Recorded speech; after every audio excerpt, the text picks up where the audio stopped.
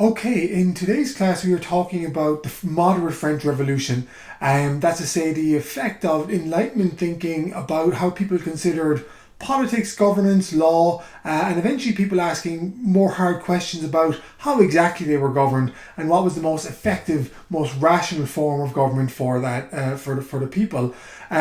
You've probably heard of the French Revolution.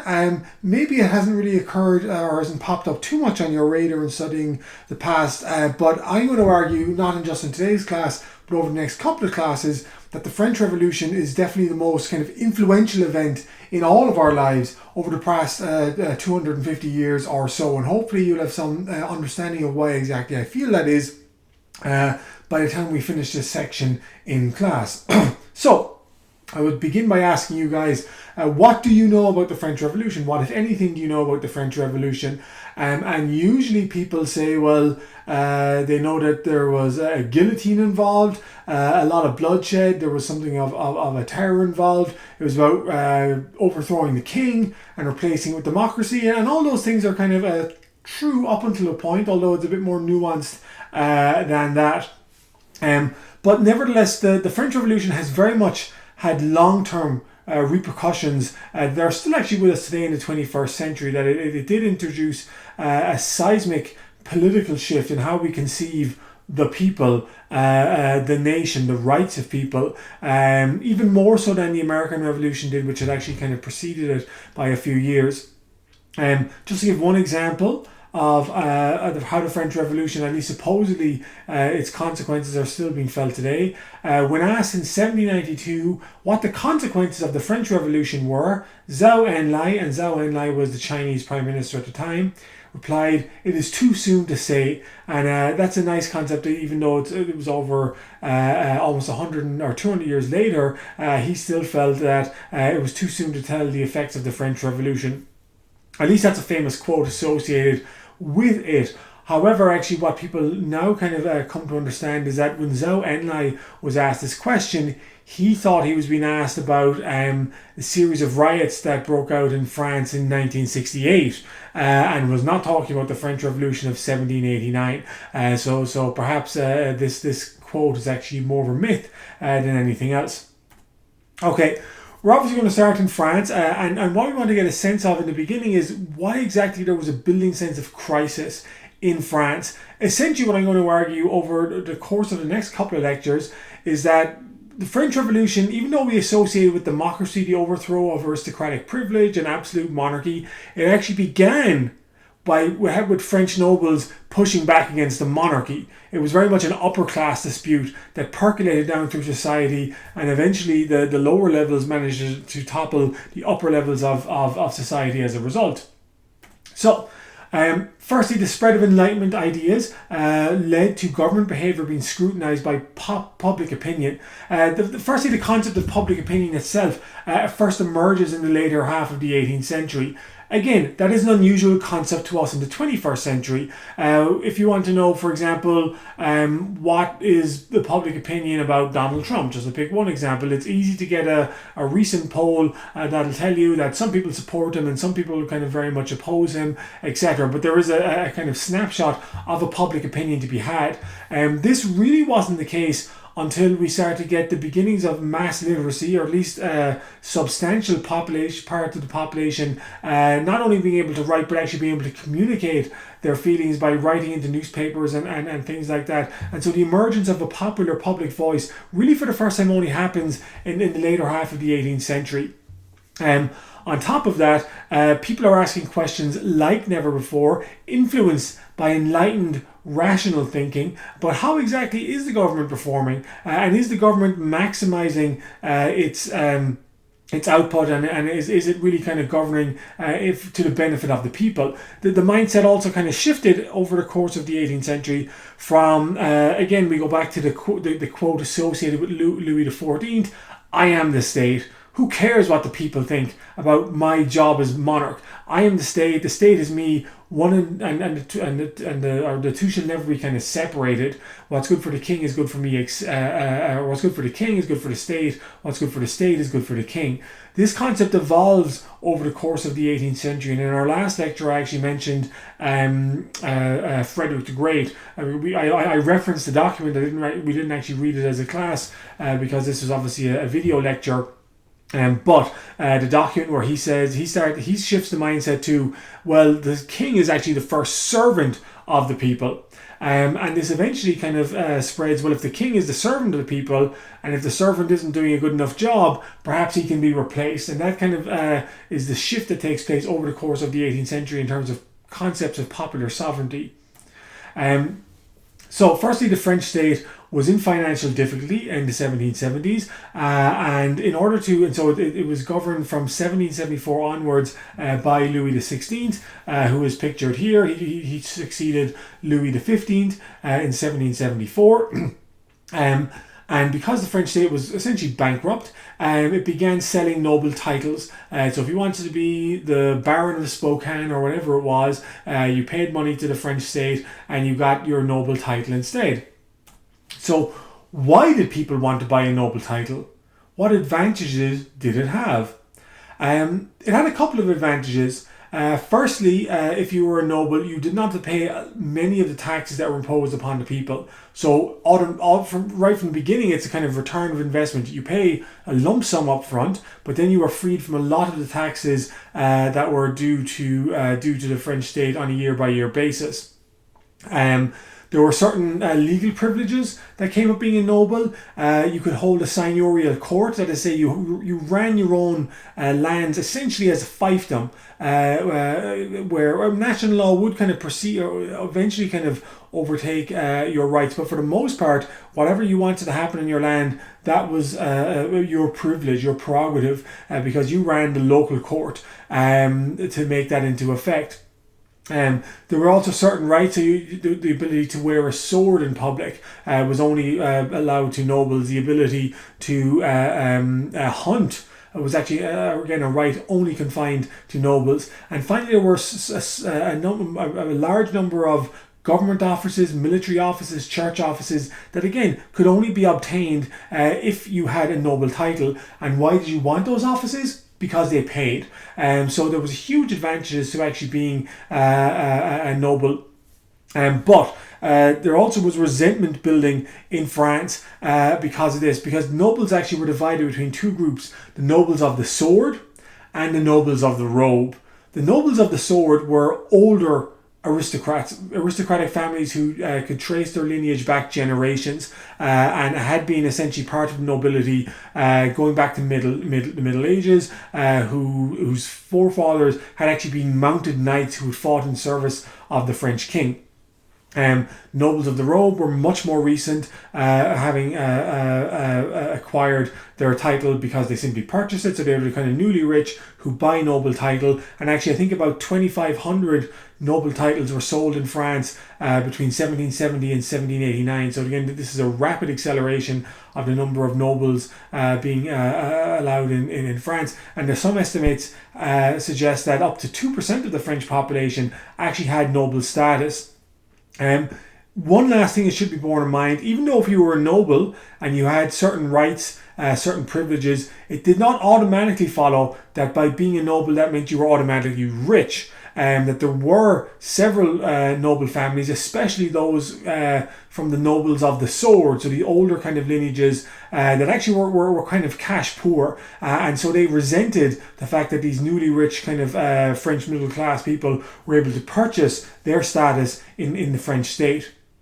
So on top of all that, a series of bad harvests in the 1770s make things tougher on the ground, economically speaking, and this has consequences for how the French peasants interact with the French nobility.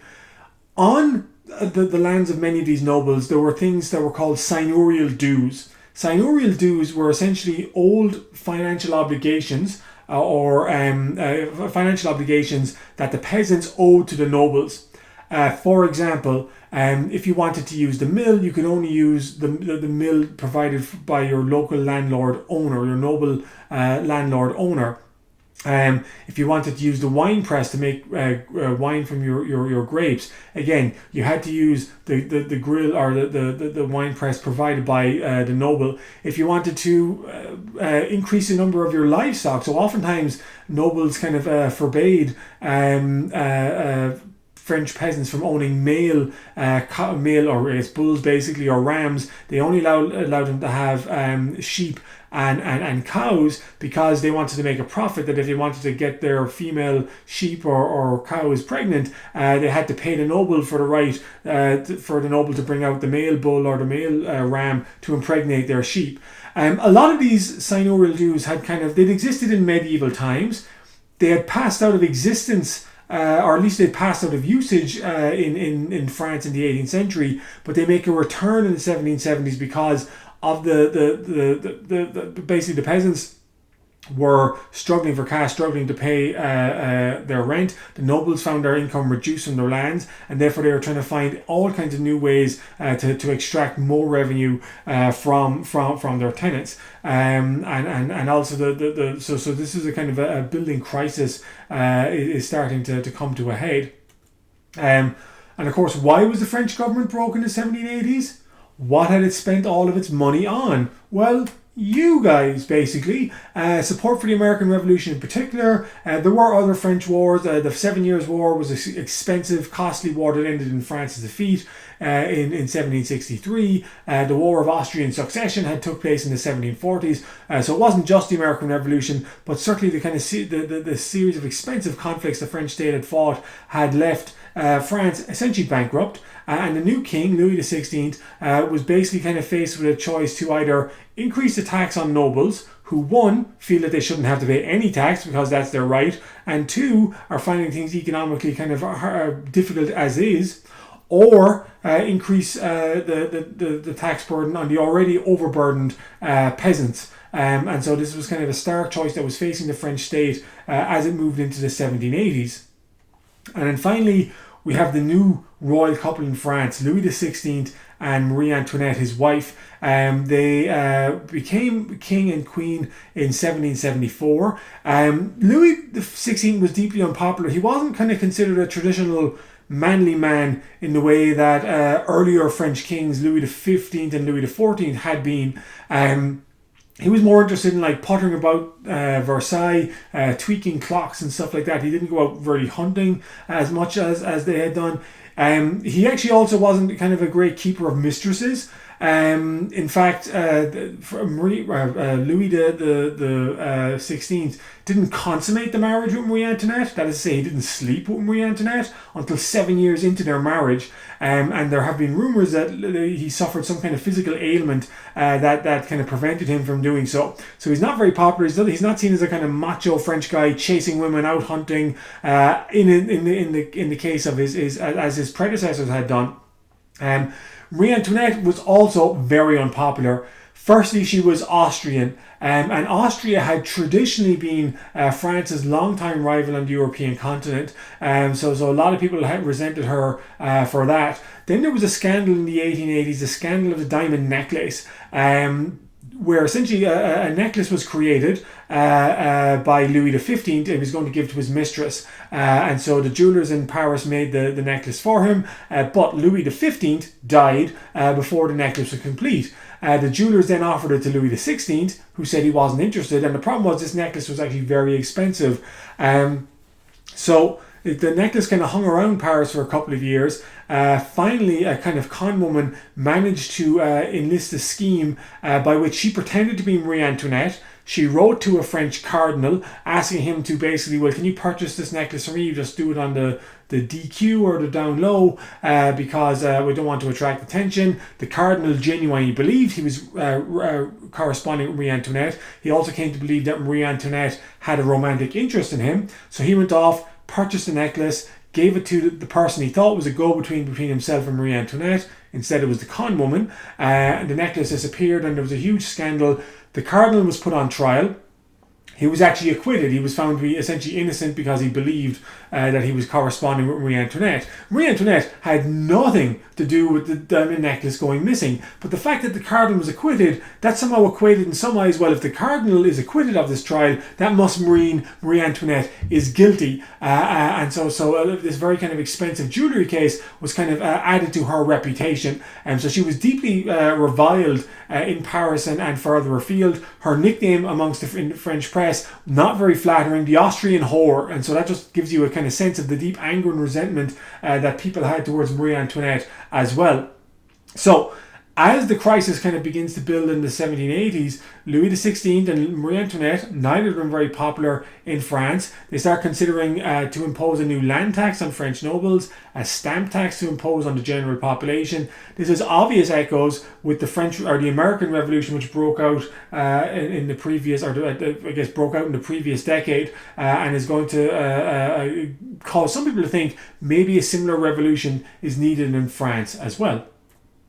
Okay, famous quotes. When told that the French peasants had no bread, Queen Marie Antoinette said this, and she said, what is let them eat cake? This is obviously a very famous story associated with Marie Antoinette. It's almost certainly not true. There had been earlier versions of this exact same story going around even before Marie Antoinette became queen, about other kind of people in positions of power in France. So it's an old story that's kind of rehashed to fit Marie Antoinette. So she almost certainly never said it. But again, it shows that the idea was that a lot of people in the French monarchy were out of touch with what was happening on the ground in France. So France was in a very serious state. Taxation was a great drain on the state budget. Another problem was that France was full of French people. Dickens made this point in The Tale of Two Sisters, which he required us to read. And I love the idea that Charles Dickens personally required the person in this class to read his own book, The Tale of Two Cities, not The Tale of Two Sisters. Although the Tale of Two Cities actually does deal with the French Revolution. Okay, so calling the Estates General. In May 1788, Louis XVI suspended the provincial parlements. Why did he do this? Well, the provincial parlements, if you remember, were local law courts that in which the laws kind of passed by the king were debated amongst the local nobles of an area. Louis XV had actually already suspended the provincial parliaments, and Louis XVI, one of the first things he did upon coming to power in 1774, in an act of goodwill towards the French people, in other words, to put the conflicts of the past behind him, to kind of move forward with a fresh face, he restored the provincial parliaments. But he found that they were becoming increasingly vociferous in their criticism of the monarchy, and so he suspended them in May 1788, which led to riots in the city of Grenoble in particular, and finally, in order to kind of try and quell this noble unrest, and I do want to emphasize that initially this is noble unrest, this is nobles who are pushing back on the efforts of the king to kind of limit what they saw as their rightful power to debate the king's laws. So in order to kind of solve all the solution, Louis decides to call the Estates General in 1789. What exactly is the Estates General? The Estates General is basically France's answer to a national parliament. France doesn't really have a national parliament, but the Estates General is as close as it gets. However, in doing so, this is actually quite a radical action. The Estates General has not met since 1614. So the reign of Louis XIII, Louis XIV, Louis XV, none of them had saw any need to call the Estates General over any matter. This kind of in some ways speaks to the sense of crisis that emerged, that Louis is now kind of reaching back into the kind of old legal playbook and trying to find some avenue in which to have his ideas promoted. In particular, he wants to impose a new land tax upon the nobles. He believes that an Estates General, which will more broadly represent all the people of France, might be more amenable to imposing a land tax than simply the provincial parlements had been.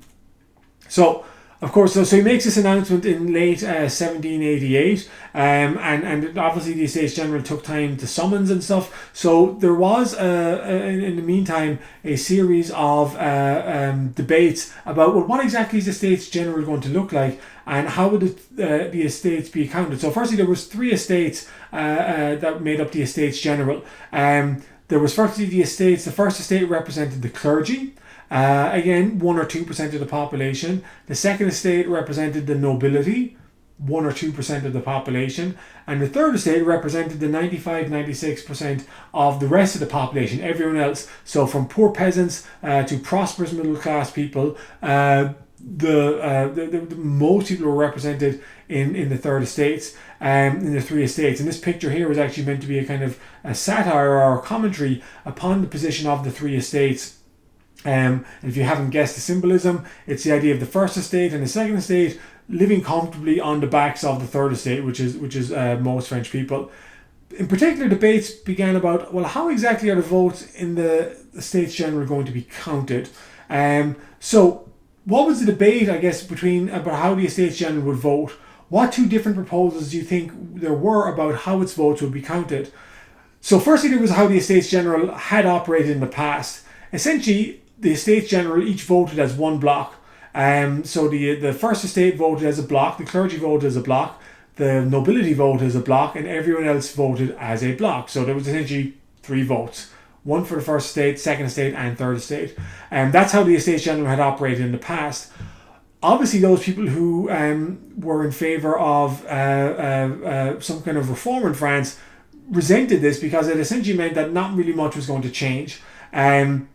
They wanted to have not just not that the states would vote in blocks, but that individual members of each body would get an individual vote. And there were some members of the nobility, there were some members of the clergy who would have voted in sympathy with the third estate. So again, don't assume that the first and second estate were monolithically in favour of upholding the status quo, that there were some people in both of those two estates who were sympathetic to the demands of the third estate, that there needs to be a greater level of change. But in the end, Louis XVI insisted, no, the Estates General is going to operate how it has always operated, by counting votes in a single block.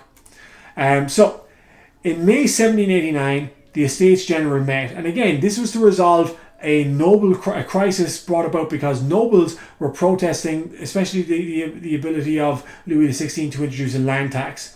However, once the Estates General actually convened, the focus switches to the third estate, that is representing the middle class and lower classes, and they basically claim that we are the true voice of the people. The general will that Rousseau talked about in his The Social Contract 30 years earlier, that we represent the real voice of the people, and that really the first and second estate are only kind of marginalized communities are represented by those two kind of bodies.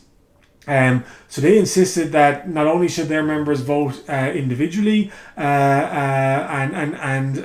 I also should say that before the Estates General met, Louis XIV had tried to pacify Louis XVI had tried to pacify the demands of the third estate by insisting that he would double the number of the third estate. So they initially had 300 members each. The third estate would now have 600 members, but again, as they're voting as a single block, that actually makes no practical difference to what was happening in the Estates General. But they insisted, once they came together, the third estate insisted that it was the true body of the people. And in response, this happened. So they were locked out of their hall. They came down to the meeting hall early in June 1789. They found that it was being closed for repairs, ostensibly, but really Louis is just trying to stop the third estate from meeting. He finds it to be very disruptive. That they for example, keep their hats on when Louis XVI is speaking. That might sound like a small thing, but traditionally they were supposed to remove their caps in the presence of the king, unlike nobles and the clergy, who were allowed to keep their hats on. They find that they're speaking out of turn. They're raising all kinds of issues that Louis is not really interested in discussing. So they're locked out of the hall, and the French third estate took a vow to keep meeting until France had a constitution. So where do they take this vow? The tennis court. Again, the tennis court it's an indoor building as opposed to an outdoor court we assume today, but they promise to keep meeting until France has a constitution, and so they are taking more steps to kind of insert themselves more radically into this effort by Louis to try and resolve his crisis with the French nobility. So in the end, Louis agrees to some reforms. He agrees to some reform on taxes against the nobles who will have to pay some more taxes. He agrees to remove a lot of the tariffs that exist between the various cities in France, which again is an enlightened policy of simplifying and rationalizing economic decision making. And he also kind of makes decisions on how the National Constituent Assembly, which is what the Third Estate is now calling itself, the National Assembly, would meet and vote in future. And he says that in some cases, the Third Estate can actually, or the National Assembly can vote as individual members as opposed to voting in blocks. But and we're going to see this kind of throughout the crisis of the French Revolution, Louis XVI really is only partially giving into the demands of reformers when their demands have already exceeded what he's willing to give up. So he's always kind of behind the eight ball in that sense, trying to kind of catch up with what the Third Estate and what the reformers are increasingly demanding. So they get some concessions from him, but not nearly enough in their eyes to satisfy their demands.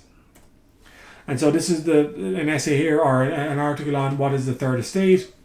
Basically, the Third Estate by the Abbé Sieyès, who we'll come across again in a later class, he rejects the right of the First and Second Estate to claim to be any representative body of France. He insisted only the Third Estate, the working, and a big point of emphasis, the people who actually work. He rejects the Second Estate, the nobility in particular, because they don't work for their money. So how do nobles get money? They essentially extract rent from the land. And he contrasts that with the kind of middle class, business class work ethic of the middle classes for sure, but even of the peasants who actually have to go out and work for their labour, as opposed to nobles who sit around and just collect rents from the peasants. So, changing purpose. Originally built as a fort to defend Paris, it had become a prison by the 18th century. And you guys should guess, what is the Bastille? And again, I talked about the Bastille in an earlier class, and again, and the correct way to pronounce it is Bastille, not Bastille, pronouncing it like a peasant. Okay, so the storming of the Bastille, that is actually the significant moment in which the revolution really begins to change. So there is still a lot of tension in Paris. Louis is very grudgingly given some minor concessions to the French Third Estate, the National Assembly. But there are still food shortages. Paris and other parts of France are still suffering from a shortage of food. And there's a suspicion that maybe the king is actually going to suppress the National Assembly. So he gave some minor concessions to the National Assembly. But as July begins to roll around, people notice that the number of soldiers in the city of Paris is steadily increasing. And eventually they come to believe, and probably correctly, that Louis is planning to actually suppress the Third Estate and to the National Assembly, and to disperse the body from meeting in the first place. And so this kind of leads to a series of essentially riots, culminating in July 14th, when they break into the Bastille on July 14th. See here. So why did they break into the Bastille? Why did they attack the Bastille? It historically is a place where, firstly, it is very much a symbol of corruption, a symbol of tyrannical government, that historically the French state imprisoned those people who were kind of being too lippy and too loud in criticising the government, oftentimes without any kind of due process at all, just simply locked them away in the Bastille. Voltaire, for example, if you remember, was locked in the Bastille for a time. By 1789, it's not really used for that so much. In fact, there's only the day that the Bastille is stormed, there was actually only 7 prisoners in the Bastille. A famous prisoner, the Marquis de Sade, the person actually who gives us the term sadism because of his pornographic writings from that period. He had actually been in the Bastille up until 2 days before the Bastille was stormed, but he'd been taken out. So there was only kind of a general ragtag collection of people, including an Irishman who thought he was God. But sometimes Irish people kind of get these complexes anyway, so maybe he wasn't really mad at all. But the reason that the Bastille was stormed was not so much because of its symbolism, although that played a role in it. It was actually the people who were looking for weapons. They believed that there was a large arsenal of weapons being kept in the Bastille. So they stormed the Bastille. It was actually quite a bloody battle. There was about 100 people, most of them ordinary people, who were killed in the effort to storm the Bastille. But eventually they succeeded in taking it over. They cut off the head of the prison guard officer. They paraded around the streets on a pike.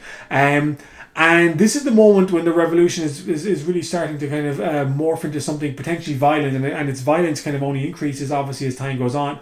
Louis the 16th, for his diary for the day, wrote on July 14th, nothing.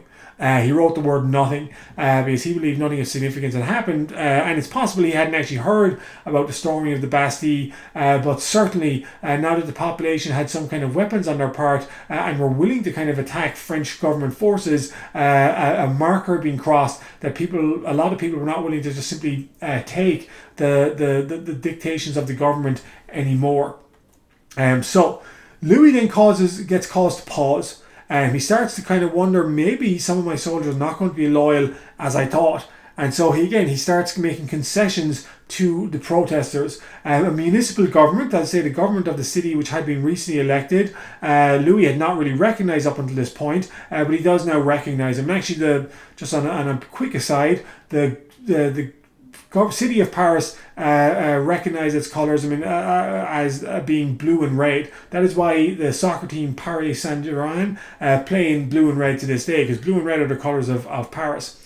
He also recognized the new recently formed National Guard. So the National Guard was a militia formed essentially from the middle classes, and they were formed to defend the rights of the National Assembly to protest on their behalf. And so he actually, in some ways, a kind of major concession, agrees to recognize the formation of the National Guard and make a concession that to essentially allow a private militia some kind of legal status.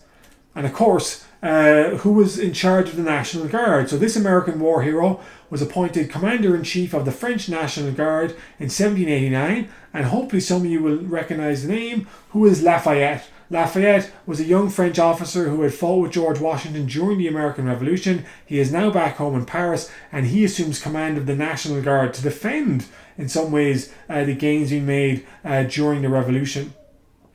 Meanwhile, rumours spread around the French countryside that even though the king had kind of paused his repressive plans in Paris, rumours that the nobles were kind of conspiring to certainly overthrow the National Assembly, but also to kind of begin starving the people, to kind of starve them into submission, spread throughout the French countryside. And so the Great Fear took place in July and August, in which a number of French peasants began attacking their noble landlords, especially demanding that the debts they owed to their landlords be cancelled or forgiven. And partly because out of response to this, on August 4th, 1789, the National Assembly, in order to kind of placate the French countryside, decides to essentially abolish the office, or not the office, but the status of nobility. So it introduces a number of reforms. Firstly, it abolishes the system of seigneurial dues. That is to say, the various kind of dues that a French landlord could impose upon his peasant tenants. They abolished the seigneurial courts. Again, this is essentially the administration of local justice entirely in the hands of French nobles, and also many aristocratic privileges.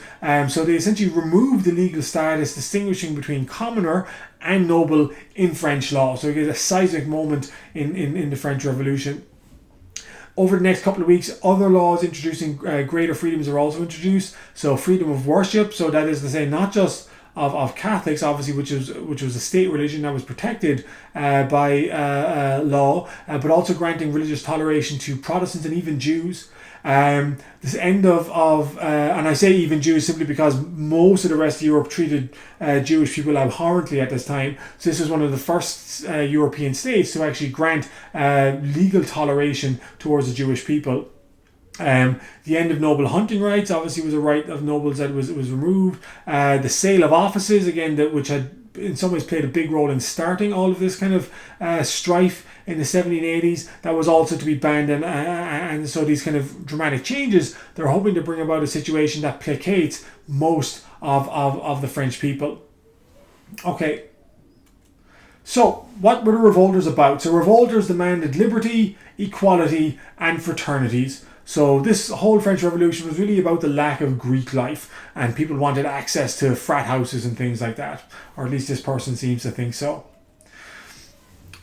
A more significant document kind of emerges again in August 1789. So the Assembly issued its famous Declaration of the Rights of Man and Citizen, so at the end of the month. So they abolished the noble status in law at the beginning of August 1789. They entrenched a kind of series of individual and collective rights for the French people at the end of August 1789, and that was the Declarations of Rights of Man and Citizen.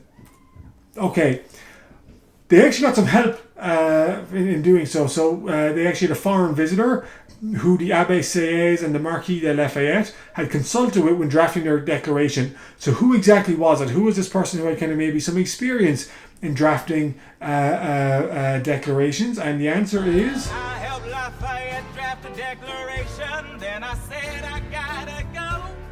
Gotta be in Monticello, now the work at home begins. Thomas Jefferson. Jefferson was actually spending time in Paris when the political kind of crisis began. Jefferson actually was famous, I think I've already said this, but was a famous Francophile. Let's say he loved all things French. And so he was very willing and able to kind of lend his expertise to the Declaration of the Rights of Man and Citizen as well. What did the Declaration say? In the beginning, it's kind of similar to the American Declaration of Independence. It says, men are born and remain free and equal in rights, and all people are to be equal before the law. So again, at least at the beginning, all people, supposedly male and female, are to be equal before the law, although actually in practice we will see how that didn't really stand up at all. But certainly compared to what had gone before, there's removing of distinctions between the people in terms of their legal status. It also said that sovereignty came from the French nation. So that is to say, the general body of the people of France, and this is something very, I mean, this might sound obvious to us, obviously today where sovereignty is assumed by all nation states, or at least most nation states, to derive from the people. But in a society where absolute monarchs had ruled for centuries, where absolute monarchs had justified their rule based on the divine right of kings, they were put in their position by God himself. This is actually marking a very sharp shift to say that no, it's actually the rights of Louis XVI and others to rule over the French people is a right granted by the French people. And the laws are also to reflect the general will of the French people. I just want to pause because this is just it seems like a small thing, but it's actually a very distinct contrast we can draw between the French Revolution and the American Revolution. That the American Revolution, in terms of its creation of a constitution, it doesn't really speak about a general will as such. And the general will is to say that, well, for example, just to pick the Second Amendment, to pick one hotly contested issue, that the Second Amendment was set down by the Founding Fathers in 1789, and the idea is that if you want to change that aspect of the Constitution, it's very difficult to do so. That the right to bear arms, rightly or wrongly, has been granted to people, and that right should be kind of maintained across the centuries. The general will essentially means, well, what the people of France want. But here's where it differs. The people of France today could want access to firearms. The people of France tomorrow might want the sale of firearms to be restricted. And both of those, depending on what time we're talking about, are legitimate positions. So that's why European liberal democracies even today tend to be more kind of more kind of adaptable to the demands of the population compared to the American system of government. Again, not saying one or the other was better, just you're aware that from the very beginning, the French Revolution, by fixing its laws on the general will of the people, is actually in contrast in some ways to the American Revolution.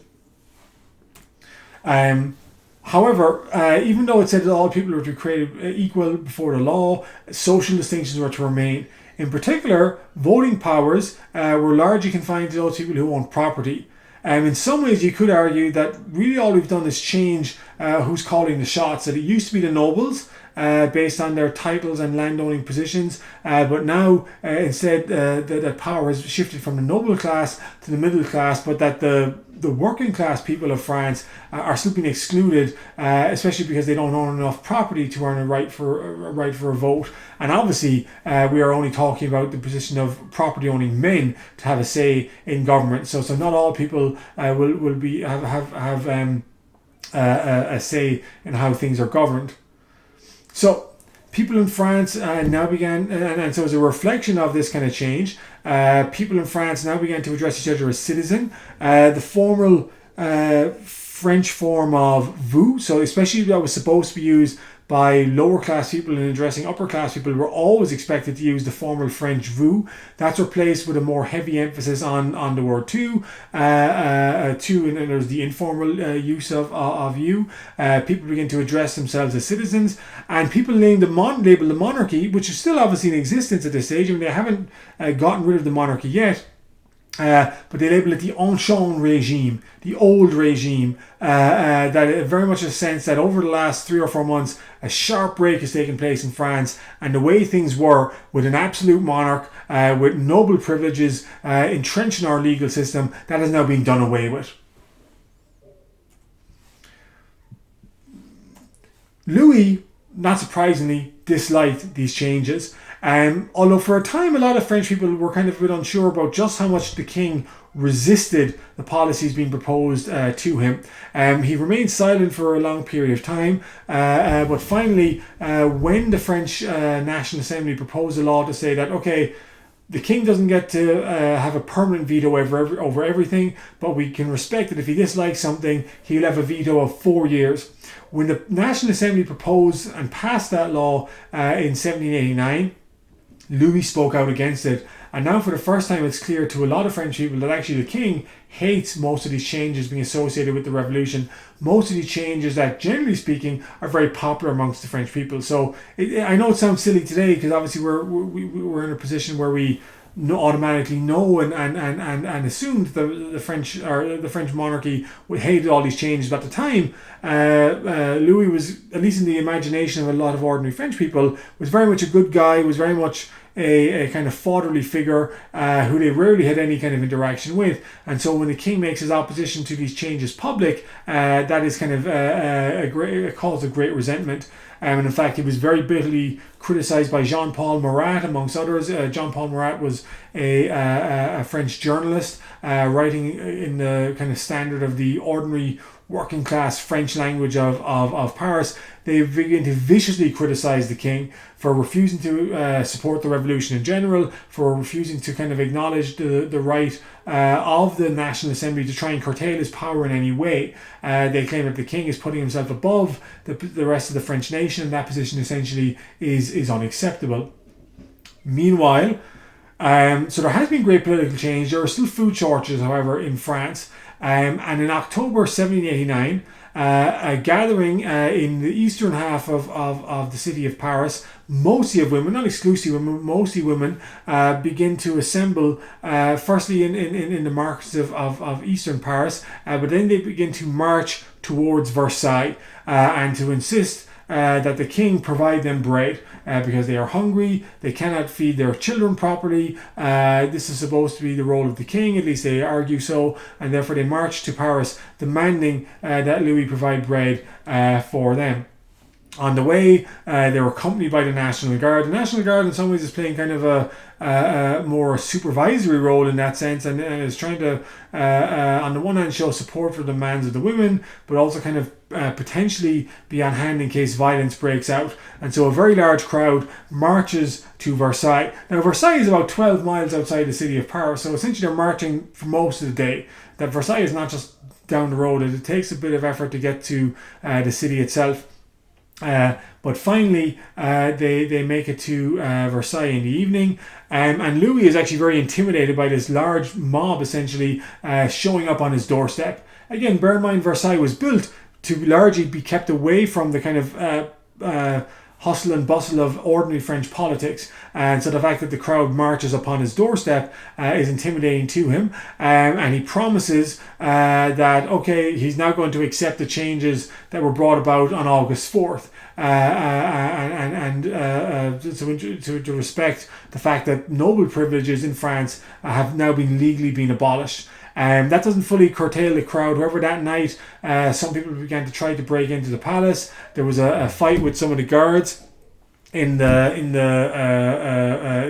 city, or sorry, in the palace, and two guards were actually murdered by the crowd.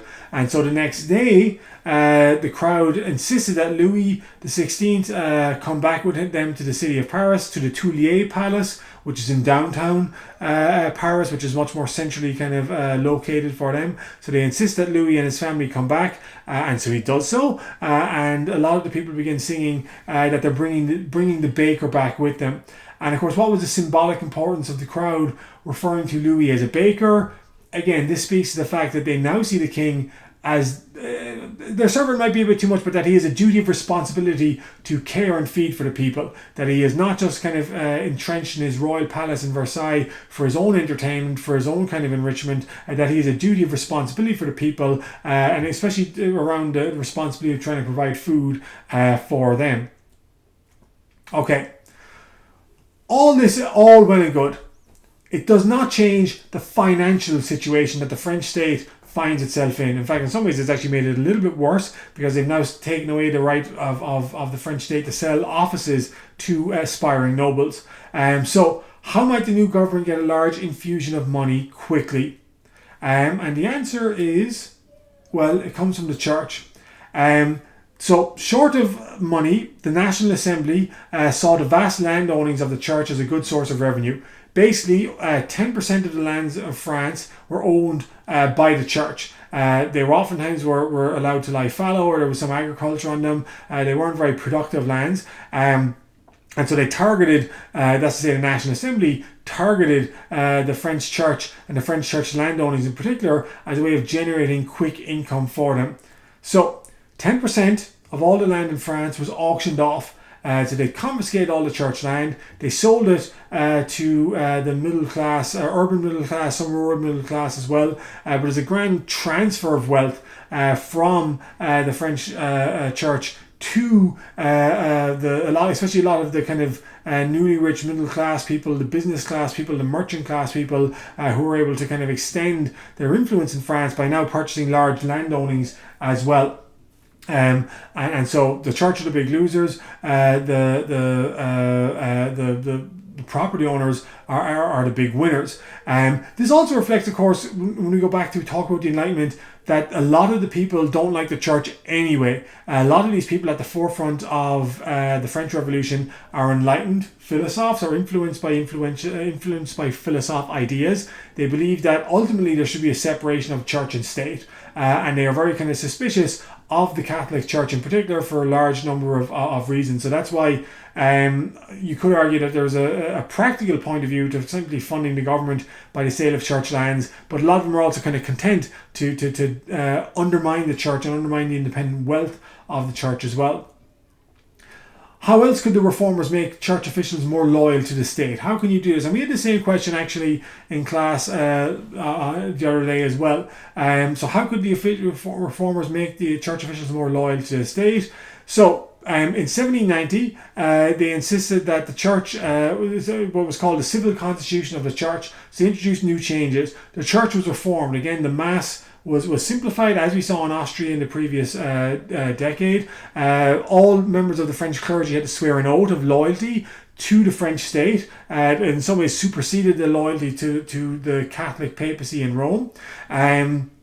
All church salaries would be paid by the state again, so the tithe was abolished, and now the French state is going to pay the French clergy directly, which on the one hand seems to be kind of counter to the idea of a separation of church and state, but in fact, of course, it's to hold the loyalty of the French clergy, bring it much more close to the French state, as opposed to allowing it to independently collect its own tax and pay itself. And finally, monastic life was banned as well, and we've talked about that monks in particular were seen as being not good economic productive people in the way that enlightened philosophers wanted, and so monastic life was banned.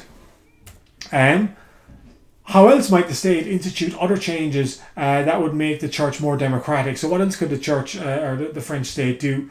Well, it actually allowed people to, for the first time, directly elect their local parish priests and bishops. And again, all the clergy had to swear an oath of loyalty to the French state as well. obviously by implementing these democratic elements, they are very radically changing the nature of the French clergy in response to the wider revolution that's taking place in France itself.